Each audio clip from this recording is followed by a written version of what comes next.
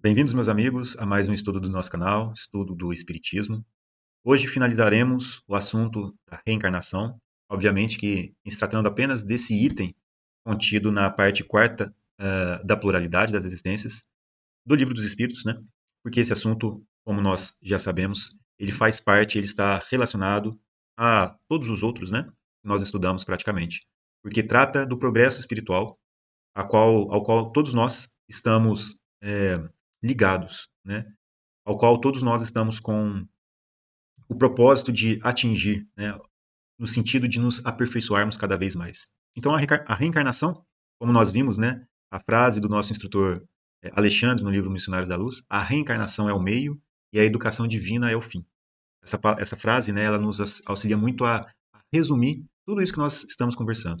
Nós já falamos sobre a questão 166, falamos sobre a questão 167, e hoje nós vamos falar sobre a questão 168, né, e terminar as duas últimas, 169 e 170. Né? Talvez seja um estudo até um pouco mais rápido, dado que nós já abordamos vários conceitos nos estudos que antecederam. Né? Esta é a quarta parte desse estudo. Bom, para que a gente possa retomar um pouco o raciocínio, né, eu gostaria de resgatar aqui uma parte que nós falamos no estudo anterior, né, sobre esta questão 167, que ela é muito importante para nós. Qual é o fim objetivado com a reencarnação? E nós então vimos que é a expiação, melhoria progressiva da humanidade. Sem isso, onde há justiça? Então, para tratar dessa questão, nós utilizamos de um trecho que está lá no capítulo 5 do Evangelho segundo o Espiritismo, Bem-aventurados os aflitos, que fala das causas anteriores das aflições. Né? Nós já discutimos bastante sobre esse tema, mas eu gostaria de destacar aqui uma pequena parte, só para a gente retomar o raciocínio e adentrar a nossa próxima questão. Eu gostaria de relembrar esse trecho aqui que eu destaquei para a gente. As tribulações, portanto, são ao mesmo tempo, as tribulações aqui que nós estamos falando são as tribulações da nossa vida corpórea, as dificuldades, os desafios que nos são colocados. Então, as tribulações, portanto, são ao mesmo tempo expiações do passado e recebe nelas o merecido castigo e provas com relação ao futuro que elas preparam. Rendamos graças a Deus que, em sua bondade, faculta ao homem reparar seus erros e não o condena irrevogavelmente por uma primeira falta. Aqui, desta primeira parte que eu gostaria de resgatar, né, no nosso estudo passado, é que essas dificuldades, essas tribulações, elas servem para nós como resgate de dívidas do passado e talvez para que a gente possa compreender até um pouco melhor, não compreender melhor, mas talvez entender também de outra maneira, né? Vamos colocar assim, expiações do passado, ou seja, resgate de escolhas, talvez que nós fizemos de maneira incorreta em outras existências, que, portanto, nós temos a oportunidade agora de recebermos a devida educação ou o devido aprendizado, né? Reaprendemos através daquela tribulação, né? E, ao mesmo tempo, resgatamos aquilo que nós fizemos no passado. Então, vamos colocar assim que, não sendo um castigo, mas um processo educativo, né? Então, dentro dessas tribulações, nós temos as expiações do passado, onde nós resgatamos escolhas, situações, erros do passado, de outras existências. Né? Mas essas tribulações também, que acontecem na nossa vida, servem também como provas com relação ao futuro. Ou seja, provas em que nós vamos colocar aquilo que nós aprendemos, aquilo que nós temos como bagagem espiritual, talvez que nós precisamos, né, aplicar este conhecimento. Então, essas provas, elas nos são também colocadas no nosso caminho para que nós tenhamos a oportunidade de avançar na nossa senda evolutiva, né? No nosso caminho evolutivo, dado que nós sabemos que somos espíritos ainda imperfeitos, mas que estamos caminhando, né, no nosso processo evolutivo. E, como o assunto de hoje é sobre isso, né, a reencarnação, né, ou as vidas sucessivas, né, são um meio pelos quais, né, nós temos a oportunidade de nos aperfeiçoarmos, de resgatarmos, de aprendermos e de provarmos se nós estamos com aquele conhecimento já dentro do nosso próprio espírito.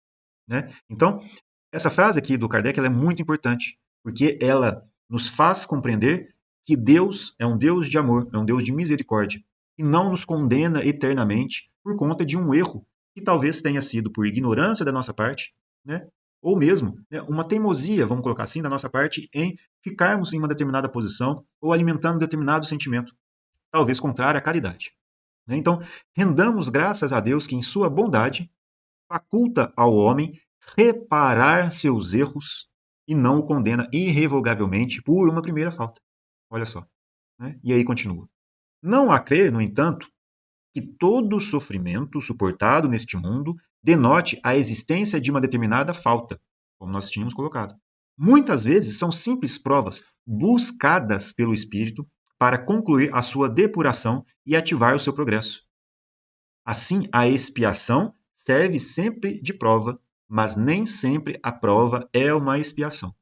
Muito importante a gente distinguir isso, porque às vezes nós, lá no plano espiritual, antes de encarnarmos, tendo uma lucidez maior, melhor com relação aos objetivos da nossa vida, com maior esclarecimento com relação àquilo que nós precisamos trabalhar dentro de nós, e isso vai ser individual, cada um dos espíritos tem ou vai ter uma condição, ou uma possibilidade de analisar aquilo que quer construir dentro de si. Ou seja, aquilo que ainda ele não possui ou ainda não está perfeito, que distancia da felicidade que ele procura para si e que é o fim do nosso progresso evolutivo. Então, à medida que nós vamos caminhando neste processo de construção, neste progresso espiritual, esta marcha que cresce, né?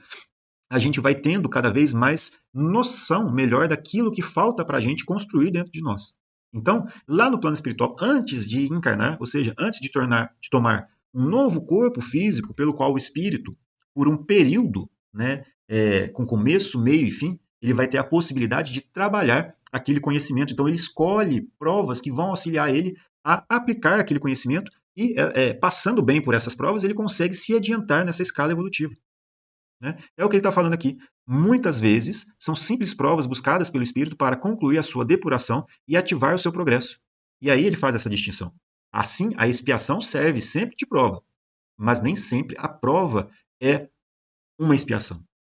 Muito importante a gente lembrar disso. Né? E eu vou terminar essa parte aqui, que é um tema muito importante para a gente. Porque se nós estamos falando sobre provas e expiações, e se nós estamos ainda em um mundo de provas e expiações, isso denota que são características condizentes com o nosso grau evolutivo já atingido.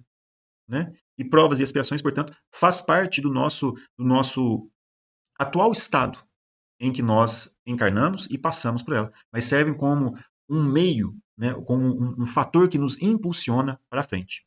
Né? E aqui, falando das aflições, que é o que esse capítulo está falando, né? As aflições, que são essas tribulações, né? Elas são representadas por essas provações, por essas expiações, né? E que, portanto, né, sabendo ou tendo este conhecimento, ou entendendo melhor o porquê que determinadas coisas acontecem com a gente, entendendo desta maneira, talvez isso nos console, nos dê forças, nos dê mais ânimo para enfrentar essas batalhas, porque se agora eu sei qual é o objetivo e qual é o propósito destas situações que acontecem na minha vida, e sabendo que se eu passando por elas bem, suportando bem, aprendendo bem com essas dificuldades, eu vou me adiantar, então isso nos fortalece.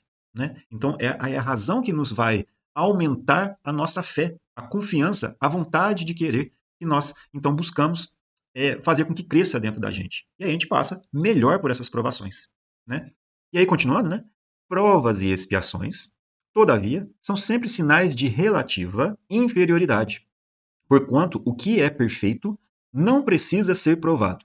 Então, por isso que nós estamos falando, ou retomando o raciocínio daqui, porque esta parte é muito importante para que a gente possa compreender as próximas questões. Provas e expiações, todavia, são sempre sinais de relativa inferioridade, porquanto o que é perfeito não precisa ser provado. Né? Então, olha só. Pode, pois, um espírito haver chegado a certo grau de elevação e, nada obstante, desejoso de adiantar-se mais, solicitar uma missão, uma tarefa a executar, pela qual tanto mais recompensado será se sair vitorioso, quanto mais rude haja sido a luta. Né? E aqui no item número 10 ele coloca, eu vou pular esse pedacinho aqui. Os espíritos não podem aspirar à completa felicidade enquanto não se tenham tornado puros. Qualquer mácula lhes interdita a entrada nos mundos ditosos. Pulando para cá. Mediante as diversas existências corpóreas, é que os espíritos vão se expungindo pouco a pouco, de suas imperfeições, ou seja, eles vão eliminando de si as suas imperfeições. As provações da vida os fazem adiantar-se quando bem suportadas. Como expiações, elas apagam as faltas e purificam. Né? Então, as provações da vida os fazem adiantar-se quando bem suportadas. Como expiações, elas apagam as faltas e purificam. Muito importante isso para a gente também. Né? São o remédio que limpa as chagas e cura o doente. Quanto mais grave é o mal, tanto mais enérgico deve ser o remédio. Aquele, pois, que muito sofre, deve reconhecer que muito tinha a expiar e deve regozijar-se, ou seja, alegrar-se, à ideia da sua próxima cura. Dele depende, pela resignação, tornar proveitoso o seu sofrimento e não lhe estragar o fruto com as suas impaciências, visto que, do contrário, terá de recomeçar. Então, é o nosso desafio, né? Porque todos nós aqui passamos em algum momento por situações que vão nos desafiar, que vão colocar à prova aquilo que nós aprendemos, aquilo que nós sabemos, onde nós vamos ter a oportunidade de aplicar este conhecimento e demonstrar se nós temos este conteúdo enraizado, construído dentro do nosso próprio espírito. Né? Então, se nós passarmos com resignação, com paciência, tentando vencer esses desafios que são colocados para o nosso próprio bem, para o nosso próprio adiantamento, então a gente consegue dar um passo na nossa escada evolutiva, né? No nosso progresso evolutivo. Mas, como está escrito aqui, é um desafio. A gente precisa passar por esses momentos, né? E vencer de uma maneira que nos traga o mérito do aprendizado, né? Do ter passado bem por aquela provação. Né? E aí, então, retomado este raciocínio, vamos lá para a questão 168. Né? É limitado o número das existências corporais ou o espírito reencarna perpetuamente, ou seja, para todo sempre? Né? Se nós, então, entendemos bem o que Kardec nos traz aqui, como explicação sobre as diversas tribulações que nos são apresentadas, e vendo que nós temos a possibilidade de caminhar até uma relativa perfeição, então a gente pode já imaginar qual vai ser a resposta para essa questão. Né? Então vamos ver o que os espíritos nos falam. A cada nova existência, o espírito dá um passo adiante na senda do progresso. Quando se ache despojado de todas as impurezas, não tem mais necessidade das provas da vida corporal. Muito importante isso, porque aqui nós estamos falando sobre um progresso que é realizado através do nosso próprio esforço, onde a cada um dos passos que nós damos, né, adiante na nossa senda do progresso, nós vamos eliminando de nós mesmos impurezas que estão dentro do nosso próprio espírito.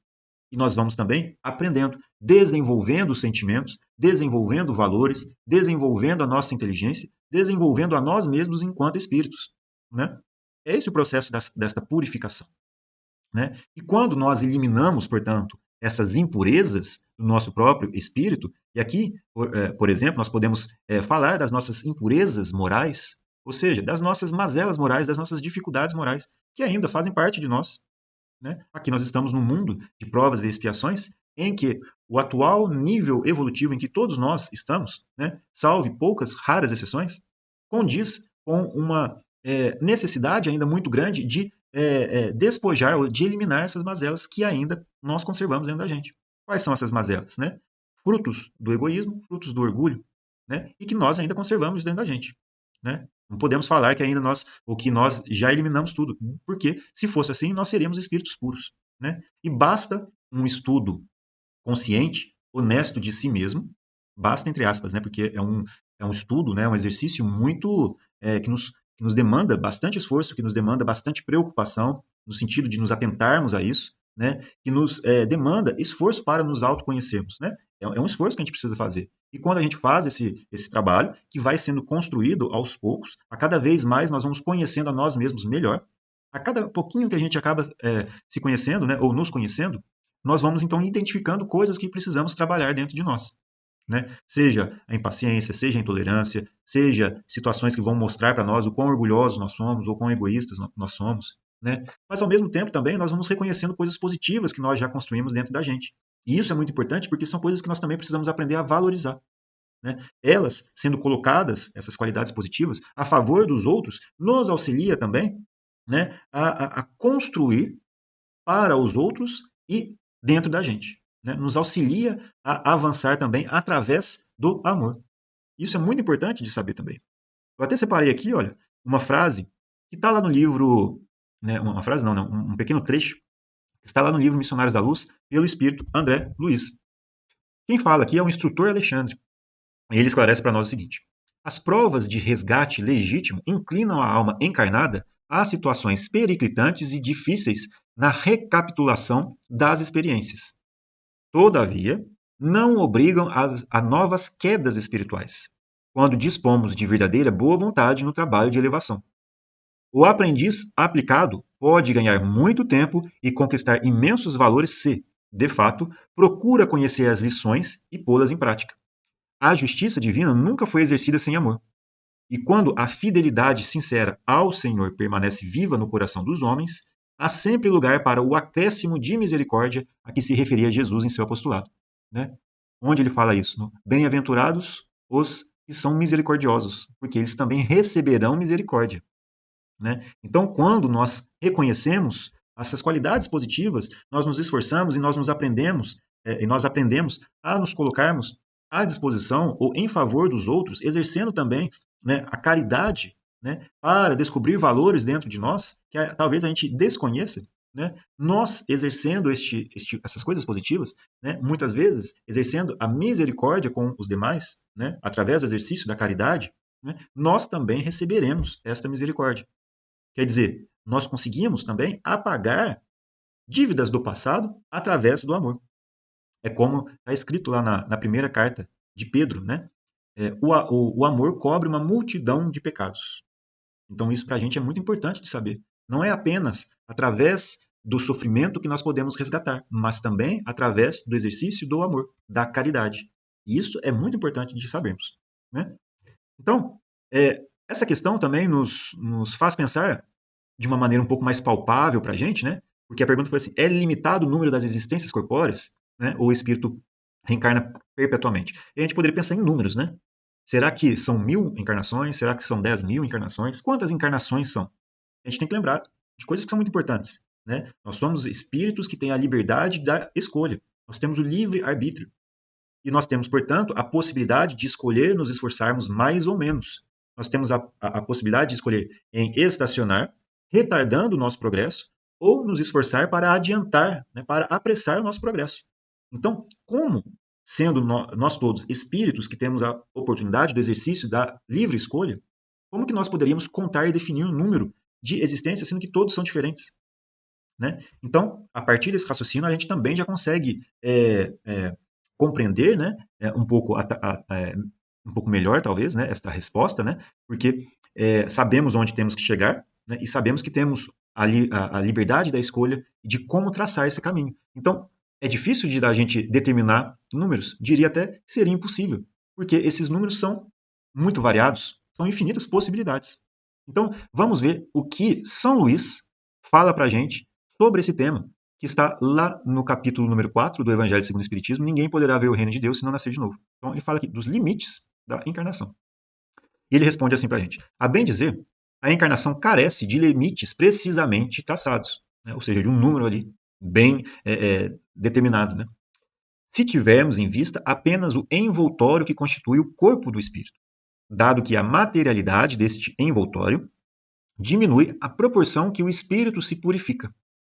E aí ele coloca um outro conceito para nós que é muito importante, sobre o progresso espiritual que se efetua, que acontece em diferentes globos, né, em diferentes mundos. Ele fala assim: em certos mundos mais adiantados do que a Terra, já ele é menos compacto. Quem? O corpo material, o nosso corpo físico, né, que o espírito utiliza temporariamente durante a sua encarnação. Ele é menos compacto, menos pesado e menos grosseiro, e por conseguinte, menos sujeito a vicissitudes. Né? Em grau mais elevado, é diáfano e quase fluídico. Vai desmaterializando-se de grau em grau e acaba por se confundir com o perispírito. Conforme o mundo em que é levado a viver, o espírito reveste o invólucro apropriado à natureza deste mundo. Então, se a gente está falando aqui ou se referindo ao número de vezes que cada um de nós, enquanto espíritos, toma um determinado corpo físico em um determinado mundo para passar um período encarnado, né?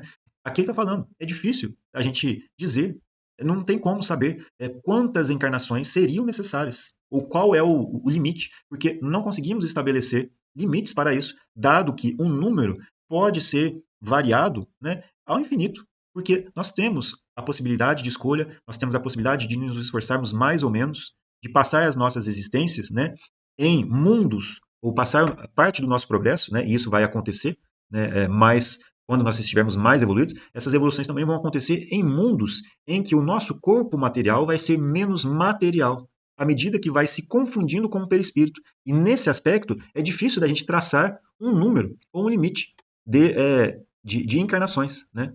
Então, ou de existências corporais. Portanto, acho que fica claro para a gente saber que essa vai acontecendo, essas mudanças vão acontecendo de maneira muito diferente entre os diversos espíritos, porque somos espíritos diferentes uns dos outros, e que, à medida que o corpo material vai se desmaterializando e vai se confundindo, né, ou seja, se aproximando, melhor dizendo, do próprio da própria materialidade, vamos colocar assim, do perispírito, então é difícil de estabelecermos limites. Né? Como ele coloca aqui na sequência, né, é importante a gente falar também. O próprio perispírito passa por transformações sucessivas. Antes ele estava falando do corpo material, aqui ele está falando do perispírito. Torna-se cada vez mais etéreo, até a depuração completa, que é a condição dos puros espíritos.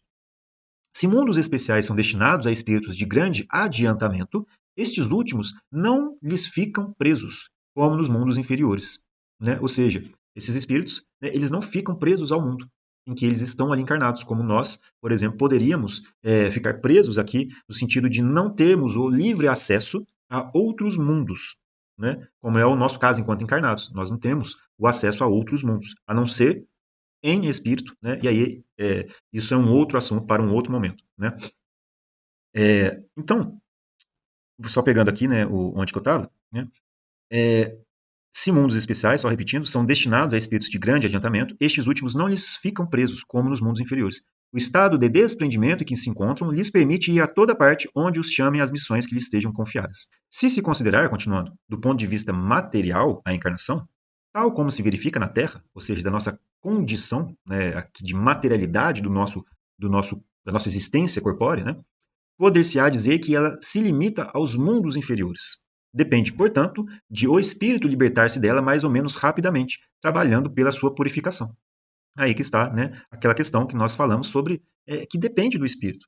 Né? Trabalhar pela sua purificação, trabalhar pelo seu adiantamento, seu progresso espiritual, e isso depende dele, do seu processo de livre escolha. Né? Aqui ele coloca ainda também o seguinte, por fim. Deve-se também considerar-se que no estado de desencarnado, isto é, no intervalo das existências corporais, a situação do espírito guarda relação com a natureza do mundo a que o liga o grau do seu adiantamento. Assim, na erraticidade, é ele mais ou menos ditoso, livre e esclarecido, conforme está mais ou menos desmaterializado.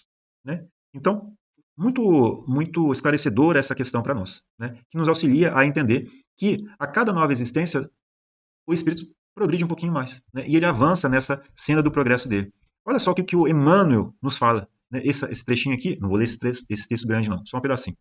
No livro Emmanuel, né, do Chico Xavier, ele fala aqui no finalzinho dele sobre a encarnação, ele fala o seguinte, né? Cada encarnação é como se for um atalho nas estradas da ascensão. Por esse motivo, o ser humano deve amar a sua existência de lutas e de amarguras temporárias, porquanto ela significa uma bênção divina, quase um perdão de Deus. Né? E ele continua. A golpes de vontade persistente e firme, o espírito alcança elevados pontos na sua escalada, nos quais não mais estacionará no caminho escabroso, mas sentirá cada vez mais a necessidade de evolução e de experiência, que o ajudarão a realizar em si as perfeições divinas. Então vejam, a realização é dentro de cada um, é dentro do próprio espírito. Né? E as encarnações, né, e as várias encarnações que nós temos, ou seja, as reencarnações, elas são para nós como se fossem atalhos, porque elas nos adiantam, elas nos auxiliam a nos adiantarmos nesse progresso evolutivo. Né? É onde nós temos a possibilidade de nos esforçarmos e de nos esforçarmos e de avançarmos nesse progresso espiritual. Né? Para terminar, né, aqui essas duas últimas questões, a 169 pergunta assim o Kardec: é invariável o número das encarnações para todos os espíritos? Né? Não. Aquele que caminha depressa, a muitas provas se forra. Todavia, as encarnações sucessivas são sempre muito numerosas, porquanto o progresso é quase infinito. Né? Então, olha que interessante. As encarnações são muito numerosas, não tem como a gente saber qual é o número delas. Né? Mas aquele que caminha depressa, ou seja, aquele que se esforça, né, há muitas provações, ele deixa de passar. Né? né? E por fim, né, o que fica sendo o espírito depois da sua última encarnação? E aqui nós temos o objetivo, né? Aonde nós estamos chegando? O que ele fica sendo o espírito na sua última encarnação? Espírito bem-aventurado, puro espírito, né? Ou seja, ele eliminou de si todas as mazelas, passou pelo seu progresso espiritual, concluiu a sua marcha espiritual e se tornou um espírito puro. Agora, precisamos entender o que é um espírito puro, né? E aí voltamos lá no Livro dos Espíritos, no capítulo 1 da segunda parte, né? Onde se fala da escala espírita. Lá, nesse assunto, nós temos a progressão dos espíritos, um assunto muito importante para nós, né? Neste assunto da progressão dos espíritos, temos a escala espírita e algumas divisões que, obviamente, não retratam todos os graus de evolução que o espírito percorre. Ali nós temos simplesmente um agrupamento que nos permite uma classificação, né? Ter alguma ideia um pouco mais palpável, né? De grupos de espíritos que têm as mesmas características, né? E aí ele pergunta assim, pergunta não, né? Aqui nós estamos falando sobre uma descrição. Quais são as características gerais dos puros espíritos? Nenhuma influência da matéria. Superioridade intelectual e moral absoluta com relação aos espíritos das outras ordens, né? E aí, Kardec também traz para nós primeira classe e classe única, né? Os espíritos que a compõem percorreram todos os graus da escala e se despojaram de todas as impurezas da matéria. Tendo alcançado a soma de perfeição de que é suscetível a criatura, aí, isso é muito importante, não tem mais que sofrer provas nem expiações, não estando mais sujeitos à reencarnação em corpos perecíveis, realizam a vida eterna no seio de Deus. Gozam de inalterável felicidade, porque não se acham submetidos às necessidades nem às vicissitudes da vida material. Esta felicidade, porém, não é a de ociosidade monótona a transcorrer em perpétua contemplação. Isso é muito importante de saber, né? Porque a gente poderia pensar como já tivemos, né, talvez esse entendimento em outros momentos do nosso progresso espiritual, né? Talvez a gente tivesse pensado que quando nós atingíssemos esse determinado lugar, né, a gente ficaria ali em um estado contemplativo, né, nesse céu, nesse paraíso, né, descansando, né, e não se trata disso. Inclusive o próprio Jesus nos esclarece isso. Ele fala, né, o Pai trabalha até hoje e eu também. O Pai que ele fala, né, é Deus, né, e ele também, em todo o seu evangelho, demonstrou o trabalho que competia, né, a ele a fazer, a demonstrar, a exemplificar. Né? Em todos os momentos do seu relato, ele está trabalhando. Né? Então, atingindo este estado de puro espírito, onde nós não teremos, então, a necessidade de expiar, onde nós não temos a necessidade de sofrer provas, nem de estarmos sujeitos às reencarnações em corpos materiais, isso não quer dizer que nós não estaremos trabalhando. Né? O que se faz? Eles são, continua Kardec, os mensageiros e os ministros de Deus, cujas ordens executam para a manutenção da harmonia universal. Comandam a todos os espíritos que lhes são inferiores, auxiliam-nos na obra do seu aperfeiçoamento e lhes designam as suas missões. Assistir os homens nas suas aflições, concita-los ao bem ou à expiação das faltas que os conservam distanciados da suprema felicidade, constitui para eles ocupação gratíssima. São designados, às vezes, pelos nomes de anjos, arcanjos ou serafins. Né? Interessante isso, né, da gente ver, né, que esses espíritos, na verdade, eles têm grandes responsabilidades. Esses espíritos puros, né, eles têm grandes responsabilidades frente, né, ao progresso destinado a outros espíritos que são inferiores a eles. Eles auxiliam esses outros espíritos na sua marcha de progresso. É isso, né? Terminamos aqui nesta quarta parte, né, um estudo acerca da reencarnação, que foi colocado aqui como primeiro item deste capítulo número 4, né? Então, eu espero que esse estudo tenha sido proveitoso, né, para todos nós. A gente está sempre aprendendo, né? Temos muito para aprender, e a cada vez que nós estudamos, nós aprendemos mais e mais. Né? A cada vez que a gente trabalha o nosso raciocínio para compreender, lendo, né, talvez explicando, isso nos ajuda a compreender cada vez melhor todos esses ensinamentos que nos foram trazidos. E isso nos ajuda muito no nosso progresso espiritual. Bom, meus amigos, muito obrigado por nos ter acompanhado. Que Deus abençoe a todos, que Jesus abençoe a todos. A gente se encontra no nosso próximo estudo. Muito obrigado por nos ter acompanhado e até uma próxima.